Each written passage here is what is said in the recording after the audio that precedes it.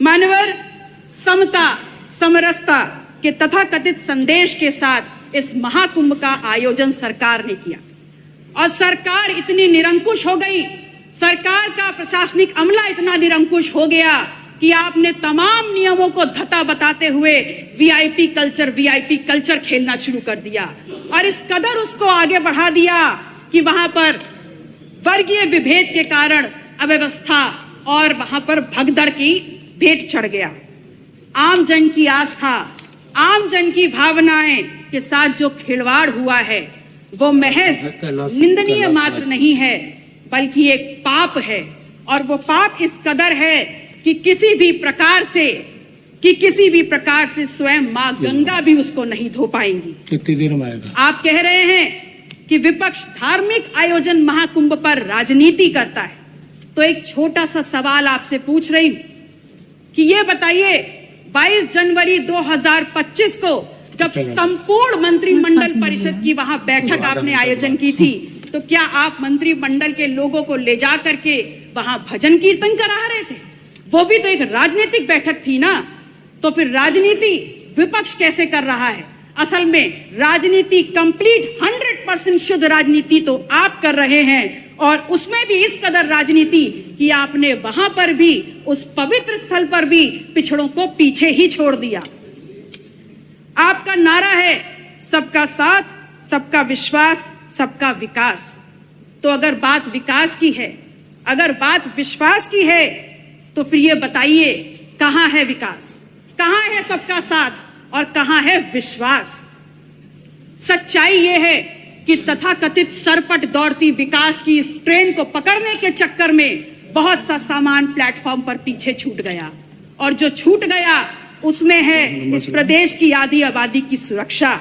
जो प्लेटफॉर्म पर छूट गया वो है नौजवानों की नौकरी का सपना और जो पीछे छूट गया उसमें है शब्दों की मर्यादा और हमारा अदब। शायद इसीलिए उस दिन सदन में जब विपक्ष के द्वारा विधानसभा की कार्रवाई में उर्दू को सम्मिलित करने की बात की गई तो यहाँ पर अशोभनीय और असंसदीय भाषा का प्रयोग किया गया।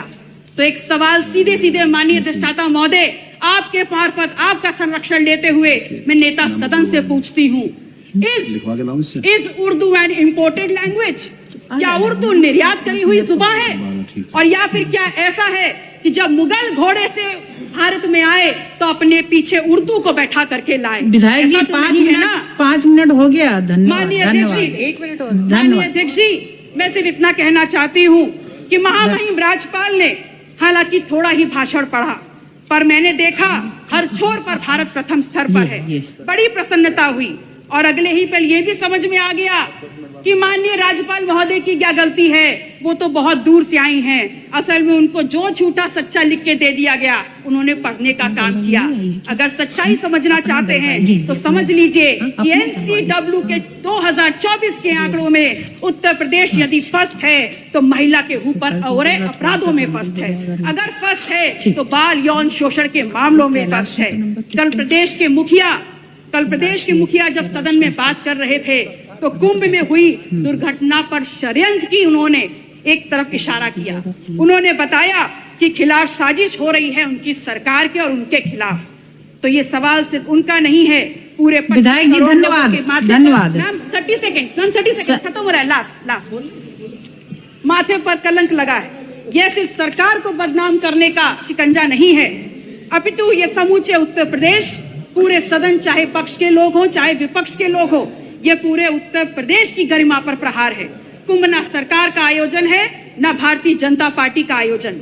ये कुंभ भारत की सांस्कृतिक विरासत है, भारतीय समाज के विभिन्न आध्यात्मिक विचारों का आयोजन है और उत्तर प्रदेश सदैव इस आयोजन की आने वाले श्रद्धालुओं की मेजबानी करता रहा है।